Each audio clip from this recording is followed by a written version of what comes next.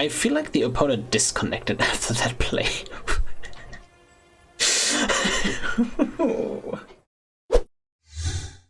Hello YouTube, welcome to Unsummon. Today we are going to look at Orvar the Old Form in Historic Brawl. This deck aims to win by targeting your creatures while an Orvar is on the field and then copying them through his ability. So the way this works, we cast an instant or sorcery that targets our creatures. It could be a UC guard approach to give our creatures hexproof. It could be an unsummon to bounce our own creatures to hand. It could even be a Quasiduplicate to copy them and then get an additional copy. And that's how we copy our creatures. And our creatures like to be copied. They have neat enter the battlefield or leave the battlefield triggers like Solemn Simulacrum. And that just ramps us when it enters and draws us a card when it dies. So that's just great value overall. The deck is basically held together while with a few counterspells here and there, just like, you know, the card Counterspell. And we have some amount of ramp. Notably, this says any permanent. So we could target our own lands with, for example, a rescue and then get a copy. It's basically 1 mana draw land in that case. We could also, and that's like the real kicker, we can just like use Rescue, for example, or like any of the other bounce cards like Brink of an Eye on our Gilded Lotus, and then we get a Gilded Lotus to our hand and an untapped copy like on the field, and that is just really, really strong as well. And we just produce a ton of mana that way. And we can also just blink our creatures and then basically double up on their enter the battlefield effects. For example, released to the wind, we can exile anything and play it for free again. But we then get a copy of it as well, so that is pretty nice. The big finishers in this deck, you have a few ways of finishing somebody off. So you have Shipwreck Dowser and Salvager of Secrets. That can return Time Warp, and then you can, for example, but not exclusively, blink them with Thassa to get Time Warp back, and then you have infinite turns that way. But another way to create huge boards in a blink of an eye, really, is with Scholar of the Lost Trove and Torrential Gearhawk. So what these do is whenever they enter, you get to cast either an instant or sorcery from the graveyard for free, depending on which one you use. And for example, Scholar of the Lost Trove enters. Now we use UC guard approach from the graveyard onto the Scholar. We now copy a Scholar. A new Scholar enters. We then get something from the graveyard. We use Unsummon on the original Scholar. We get another copy. We then use Dive Down. We get another copy. We use Chilling Trap. We get another copy. And this is basically like 7 mana. Just play 30 power on the board and just get huge amounts of value from it. So that is absolutely insane. Yeah, this is the basic gist of the deck, and we hopefully just survive until then. That's the main problem, just survive up until that point, but hopefully we make it work, and hope you enjoy the games. If you do, please consider subscribing to the channel and liking the video, and if you don't, just write me in the comments how much you hate this video. I hope you enjoyed. We are ready to play against Teferi, who slows down the sunset. And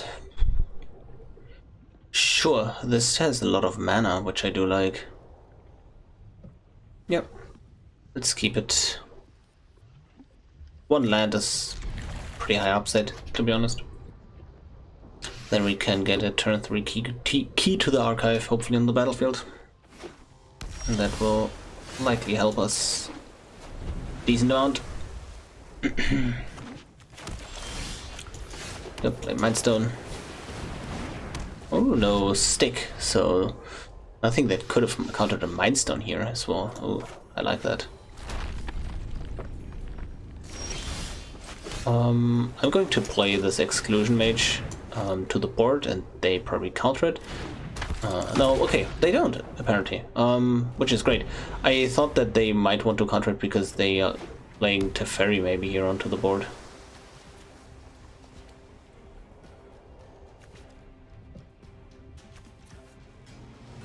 Interesting. Now I didn't even know if I want to counter Teferi with this wash away, because I have an Exclusion Mage on the board. Oh, is this some kind of blink deck? Oh, I like this. Sure. Let's get ahead in mana. Key to the archive. Ooh, Counterspell. I think I like that in this matchup. And I don't think I need the Scholar, it's too expensive. He won't see it coming. Maybe he won't notice. Okay, he has a first Counterspell then, haha. You can actually notice the cards that are created from this have the A22 set symbol. So that's how you know they have been created with that. Sure. Wash away the Teferi. They spell Pierce back, but that is fine. Oh, they don't.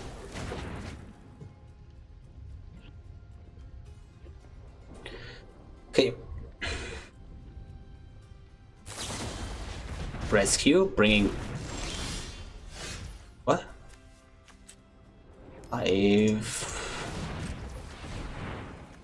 am not sure what happened there. Okay. I'm playing this Hippocamp, and then next turn I can Orvar, release to the wind, like Orvar in my turn, and then hopefully release to the wind this Key to the Archive. And then do some shenanigans that way. But if I like, I can also counter something here, draw a card, which is hopefully great.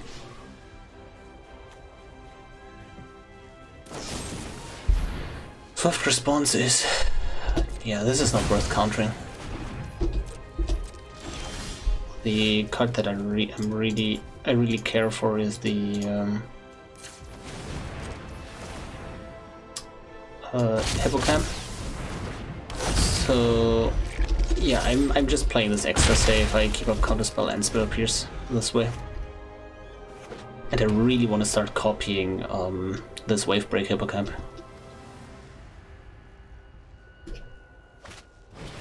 River's Rebuke. Oh, this is interesting. Yeah, I think I don't need to counter that as well. Yep. Exiled. To hand. This is just a very slow gameplay, basically. So we Mind Stone. And we Signet. And now we have Counterspell or Spell Pierce up. I think getting the ramp here out was pretty nice. I just, like, I value these actually, like, more than the tempo I lose from River's Rebuke. Well, he could have nothing in hand, right? So that's also an option, but I don't know that. So, yeah, go with Orvar.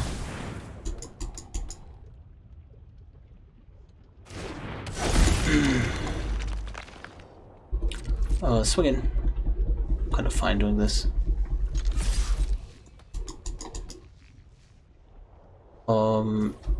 I was thinking if they had Sentinel Wreckage, would I even use it? Maybe not. Not sure. I want to have something that targets this.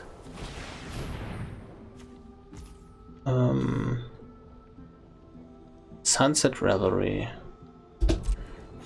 Sure, draw a card, gain life. No, that's fine.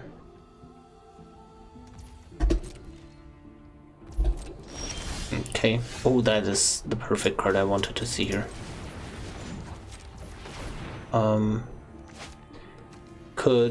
Yeah, I think I just want to Key to the Archive.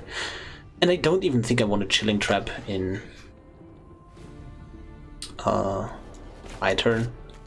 Like I could, and then have a Hippocamp, like double Hippocamp for their turn. Oh yeah, okay. I'm just going to Spell Pierce that. No thank you, opponent. That's why we keep the Spell Pierce. Demonic Tutor has to be better than some of these, right? Oh. God damn it. So Demonic Tutor and Thassa... Actually, no. Wow. This is hard. Like, I can't leave my shields down. As much as I want this Chilling Trap, I think it's just not better than a Demonic Tutor. So So I have to see, right? And I really, like... Okay. Just doing this right now to draw a card here. Man, having multiple hippocamps is really, really good, right? Don't get me wrong, but... Oh, I think that is completely fine. No, they counter their own Narset's reversal, right? That's what they do. And then Teferi resolves, but they still have pressure onto the Teferi. So I'm kind of fine. And I still have a counterspell in hand, which is great. Currently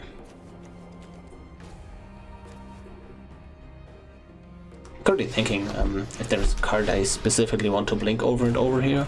Orvar and Orvar, haha. Sorry, the bad jokes you can do with this guy. And that's not even talking about his artwork. Yeah, so that is... Yeah. Anyways, let's see. Sure, that's fine.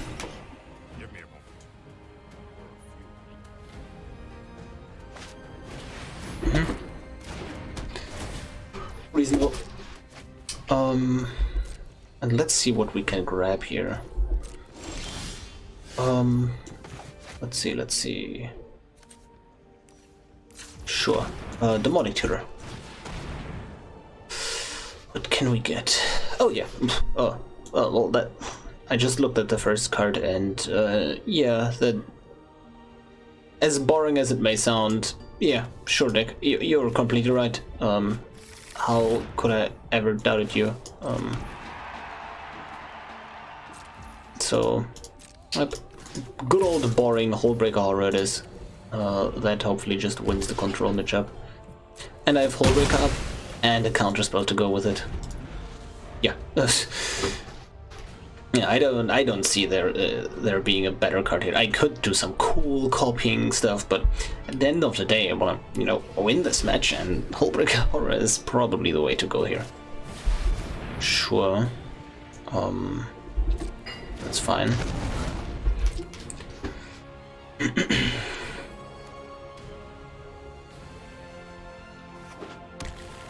If they play Teleportation Circle, then I can counter that and bounce something else. Charming Brits. I kind of... Honestly, this is still not threatening enough, I believe. And I just want to keep back this counterspell, so... Oh well, gotta do what you have to do, basically.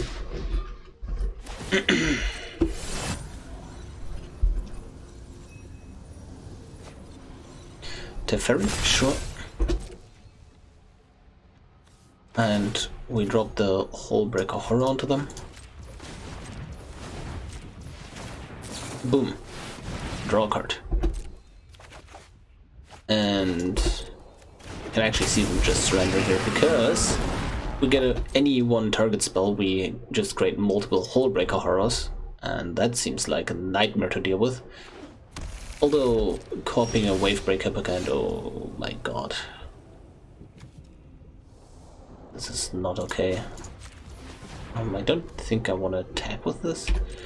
Not sure. Let me think. This... sure. So Thassa, we bounce probably a token here. Deal with that, basically. You can... Faceless, you can... do... and then... activate you, because we have two legendaries. And I'm actually just super fine. Oh wait, no, I was selecting the wrong mode. Yeah, please do this, and then everything at you. And if they double block, for example, the Orvar, then I can bounce one of them. So now do this, this, and do I want to copy a Hippocamp to draw cards? Or do I want to copy a Hullbreaker Horror? I feel like they don't have enough cards for this Hullbreaker Horror to matter. That makes sense. But now we have 2 Hippocamps, and then if we use a counterspell on something, we draw 2 cards. And we just basically keep our cards flowing. And like, if we have multiple Hullbreaker Horrors but no cards in hand, that doesn't do anything, right? So, yeah. I think I want to blink the Blinkmoth Nexus just to untap it. Oh, wait. Oh, okay. This was planned, by the way, obviously. So, no, absolutely not. So now, this was, I think, in hindsight, the best play I could have done here, blinking a land to force the Glasspool Mimic return.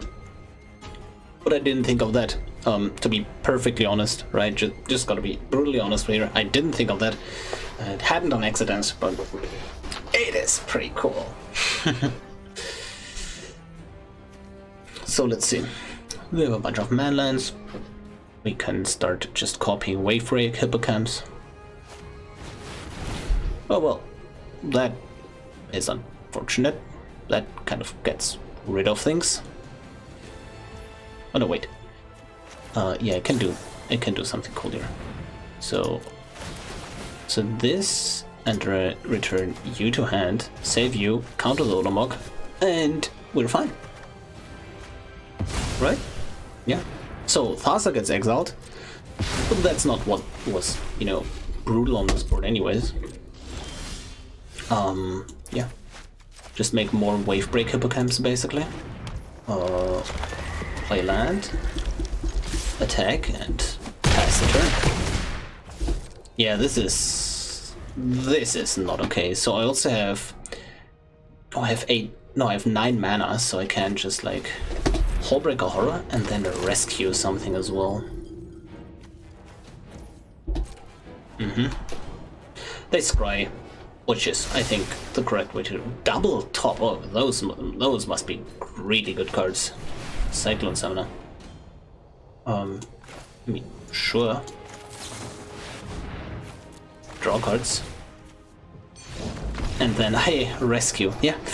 That's the GG. That was also, I believe, lethal on board if we played anything near it. Yeah, GG. We are ready to play against Kenrith, Returned King. And, I don't know what the opponent's playing. Could be anything. I kind of do like that hand. Yeah, we have something to remove something problematic on the board. We have something to keep something off the board. We have ramp. That is great. I think I want to play that over there as counter actually. Especially with that land drop. Beautiful. And now as counter and hold up Counterspell or Into the Roil. Sign me up. Okay. That's something that's reasonable by the opponent. And now we're just chilling. Yeah, this is a great start. Sure, that's fine. And Mystic Sanctuary doesn't get anything back from the graveyard, but still fine.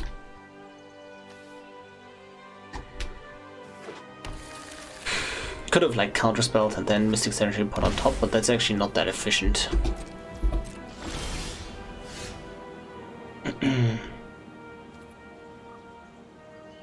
So maybe they're bluffing, but maybe not. They've shocked in their lands, so they have 2 mana up.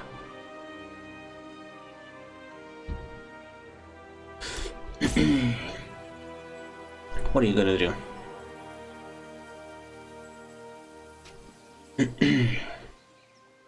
Yeah, we keep a land on top. We just want to hit land drops here. Not sure what I want to do with the Sanctuary right now, so that's why I'm going to keep it. Ooh, Essence Flux. Is that what I want though?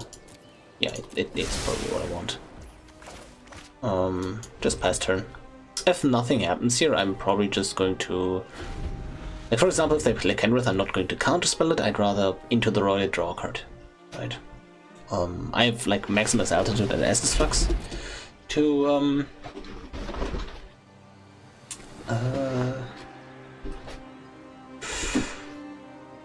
Into the Roil and maximize that Essence Flux to target my permanents, so I don't need to do that with the Into the Roil. If they play something with 2 mana here and don't tap the relic. Ugh. Do like that. From the opponent, that is.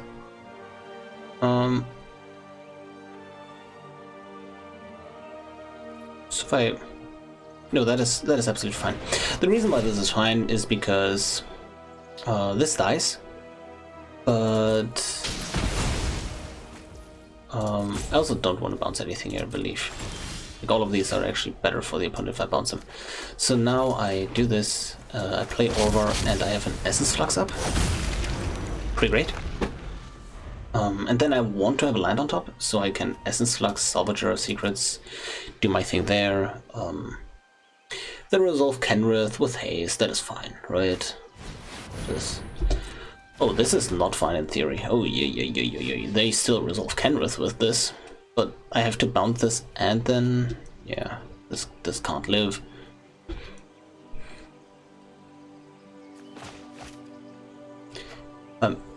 Like, this Essence Flux is pretty much, yeah, it's really good here. I blink, it's great. They counter the Essence Flux maybe? Nope, they don't. Okay. And I can Salvager of Secrets, maximize altitude, bring that back. Okay. Oh, yes! That's land, effectively. And I want to draw here.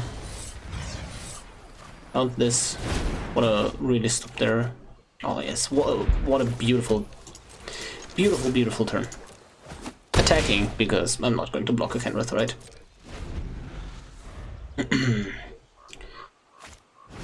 Yeah, no, not happening. And especially with that, I now can... Yep, fine, that's fine. They can't play Kenrith now. If this would have resolved, they had enough mana for Kenrith, but now they don't. Drawing a land here would be absolutely massive. 1, 2, 3, 4, 5. Yeah, that means I can Salvager of Secrets. Maximize altitude. Oh, okay. Oh, that is interesting. I wonder what they have in there. Yeah, sure. Let's see what they have in their deck, right?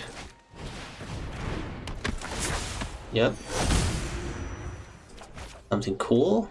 Haha. Kind of doesn't matter here. In hindsight, I should have just maybe played the Salvager of Secrets or General Counterspell and do nothing else with it. Still a decent play, I think. Counterspell. Okay, they now get a Kenrith on the field. What can you do? I was just excited about the Clone Crafter, right? So they're like an Enchantress Kenrith deck. That's what this is telling me, right? So it's Kenrith Shrines with an enchantment theme. Yeah, sure. Pretty good. Oh, there is the Mirari's Wake again. But little do you know, opponent. Yep, that's a land drop. We like those. Little do you know, opponent. You are in trouble. I'm just going to do this. Yep. Do the thing. I'm going to swing in. Essence Flux you.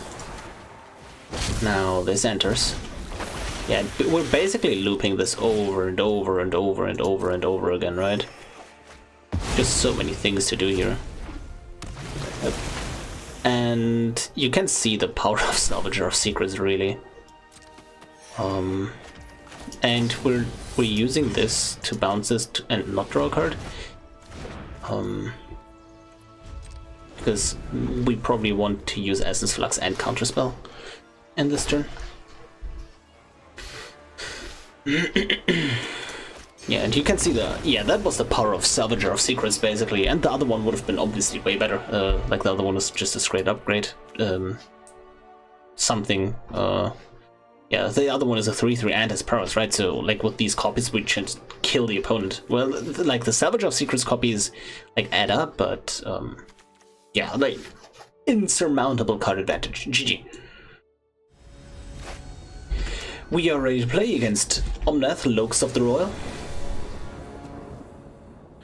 And... yeah, kind of iffy. Like, these are not what I want in this matchup necessarily. Oh, much better, much better. Doesn't seem like it, but much better. Even if I just flood out, I still can just play Hedron Archive, like, or crack the Hedron Archive. Like, just early ramp is just amazing in this deck.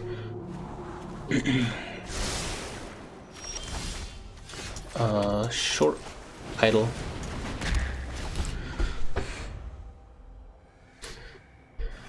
Yep, that's fine. Ooh, that is exciting. So I play the archive, then next turn I have 3, 3, 7.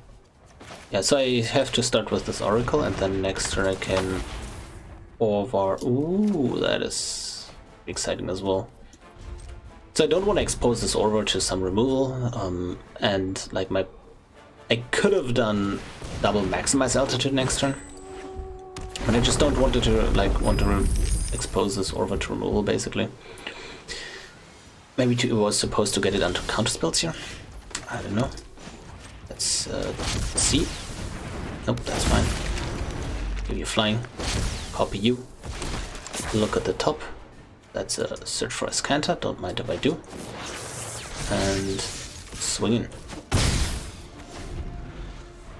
And now we can copy the Solemn or the Oracle. Maybe the Oracle, it digs too deep. Whereas this just grabs a land, but we kind of don't need lands right now. Ooh, Tachova is really good for them. Like, really, really good. Wow. Yep. That with the Tireless Provisioner can get out of hand extremely quickly, so I have to do something about one of those at the very least. Preferably the Tachova.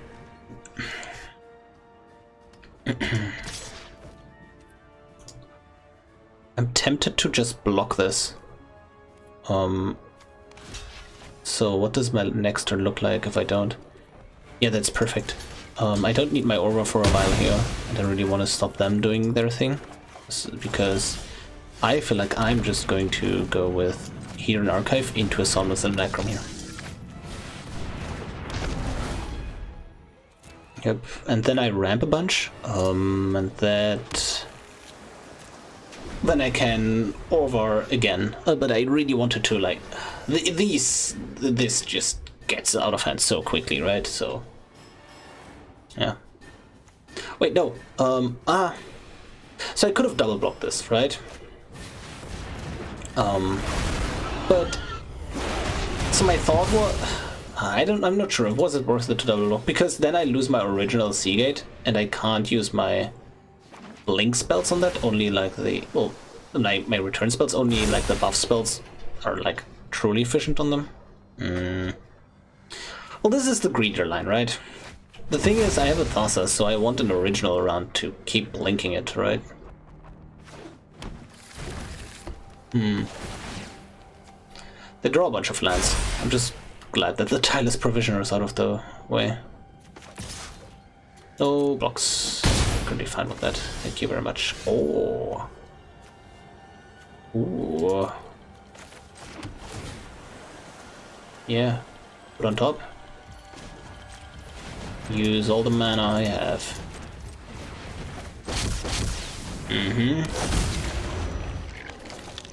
Then play Thassa. No attacks.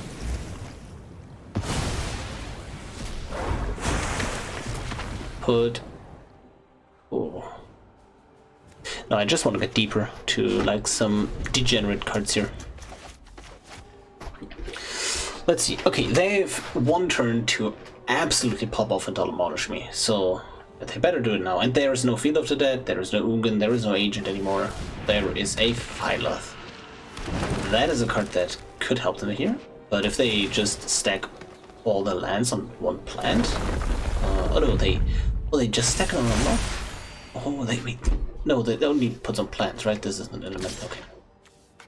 Will we start chomping with our copies here?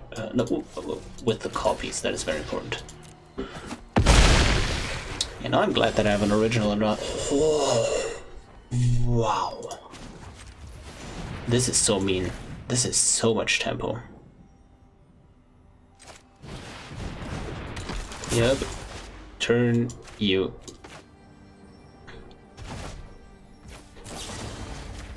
Turn you.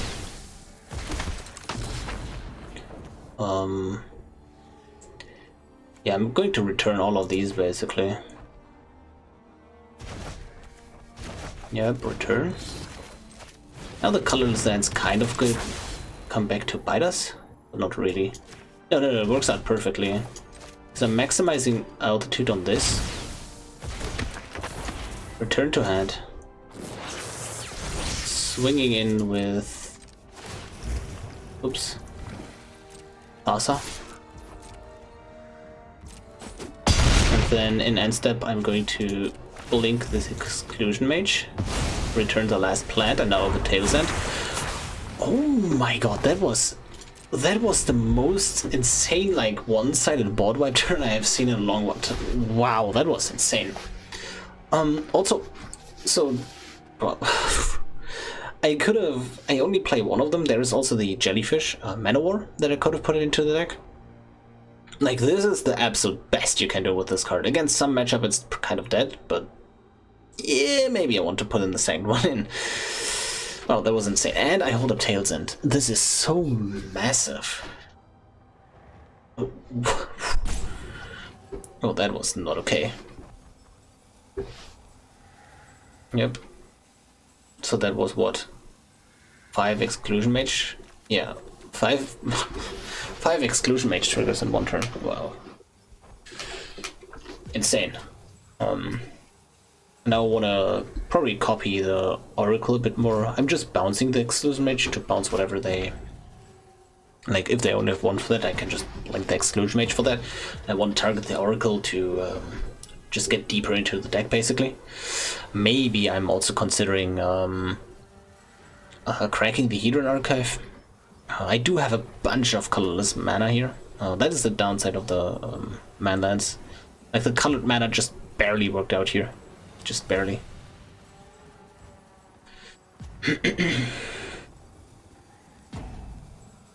So, let's see. I feel like the opponent disconnected after that play. Poor opponent. Oh no. Oh no. Yeah, that Tail's End is not going to make them any more happy, to be perfectly honest. Like, they saw that and they just, you know, exited the game. Nope, we're done here. I don't want to play anymore. That was insane. Yep, they automatically pass, automatically discard. That's all the signs of an AFK player. I am kind of sorry for that. That is the case. I feel like I just wanna...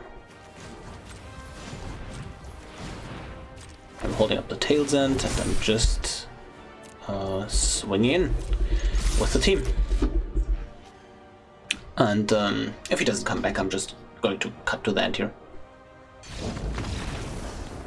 Yep, and that is the GG. Still a good game, opponent.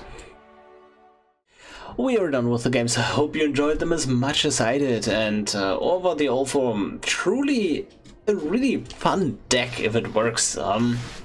It won't always work, but if it does, man, does it, right? It's it's amazing. If you want to play this deck on a budget, however, what can you cut? What do you need? And first and foremost, you can replace all the lands with basics. That is completely fine. Just budget-wise. Then we get into the more tricky things, because we didn't even see the MVP of the deck even once. That is Spark Double. but it's an absolutely insane card with Orvar. So here is what happens. You spark double Orvar, and now you have a copy of Orvar that is not legendary. And now you can go to town, because then on the copy of Orvar you Quasiduplicate. Now you get 2 more Orvars, right? Because Quasiduplicate, and then the other Orvar sees the spark double Orvar being copied. And it's other creatures, not any creature, so you can't, like, you don't get 3 copies. But now you Quasiduplicate again, and then get even more copies, and it goes on and on and on, and you just basically have an exponentially large board. That's why Spark Tower is insane in this deck. As you've seen, Keter Archive, there is also another 4 mana, 2 mana, like Fireman's Vessel. You can just replace this with the Fireman's Vessel. You can play any like big draw spell here. The things that are important, I think, are Torrential Gearhulk, Hullbreaker Horror, Scholar. Those are your big finishers. You kind of want some interaction. Mox Ember I usually don't play in 4 mana commander decks, but this specific deck really likes, like, the play pattern works out really nicely, where you play a 3-drop that you want to copy, and then Mox 4-drop, Mox Orvar, and then you copy that, or have protection up, whichever you want, and then that's really, really great. It just works out nicely, even though the commander is a bit costly for that. So I still recommend Mox Ember in this deck. Panharmonicon is probably great. You don't necessarily, like, you want some value engines. Search for Scanter is a value engine, but you don't need the specific one. You want some counterspells, but you don't need specifically counterspell. With Wavebreak Hippocamp, I really like in this deck. I have a hard time cutting it, honestly. It is an absolute MVP, and yeah, you want your catch-up mechanics. Even you can't cut even Time Warp, honestly. It's just like, you want ways to finish the game, and then if you can find a like subpar copy of a card, that is fine. Like, there are some there's like other, like, you can just put a regular counterspell instead of a Sublime Epiphany here, right? But the potential upside of Epiphany is obviously absolutely massive. Overall, it's like a medium budget.